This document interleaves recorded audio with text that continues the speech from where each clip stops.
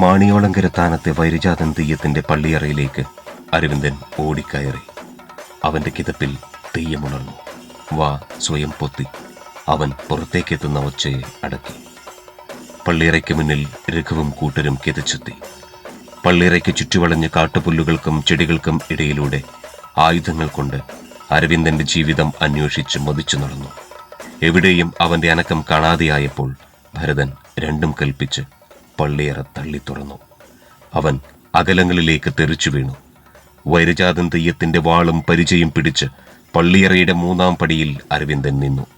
ആയുധങ്ങളുമായി എത്തിയവരെ പരിച കൊണ്ട് തട്ടിയകറ്റി പ്രത്യേക താളത്തിൽ അവൻ ആട്ടമാടുന്നത് കിടന്ന കിടപ്പിൽ ഭരതൻ കണ്ടു. തട്ടുകൊണ്ടവർ എഴുന്നേൽക്കാനാവാതെ കരഞ്ഞു. പിറകിൽ നിന്ന് കുത്താനാഞ്ഞ ബലരാമനെ തിരിഞ്ഞു നിന്ന് അരവിന്ദൻ ചവിട്ടി വീഴ്ത്തിയത് ആർക്കും മനസ്സിലാകാത്ത വേഗത്തിൽ. ബലരാമന്റെ നെഞ്ചിൽ ചവിട്ടി നിന്ന് അരവിന്ദൻ അലറി, എന്നെ കൊല്ലാൻ നിന്റെയൊന്നും മച്ചൻ വിചാരിച്ചാലും കയ്യൂലടാ. ഇതായിരുന്നു അരവിന്ദൻ പറയാനോങ്ങിയത്. തോറ്റം തീർന്നാലും കുളിച്ചുതോറ്റം കഴിഞ്ഞാലും തെയ്യം കയ്യൂല അകമ്പടികളെ, അരവിന്ദൻ പറഞ്ഞതിങ്ങനെ. ഇടതൂർന്നു നിൽക്കുന്ന കാട്ടുപുല്ലുകൾക്കിടയിലൂടെ കനത്ത കാൽവയ്പ്പുകളോടെ അരവിന്ദൻ വാളും പരിചയമായി പോകുന്നത് കണ്ടപ്പോൾ തട്ടും തെയ്യം നടന്നു പോകുന്നതായി ഭരതന് തോന്നി. കാറ്റ് കൂടെ പോകുന്നു.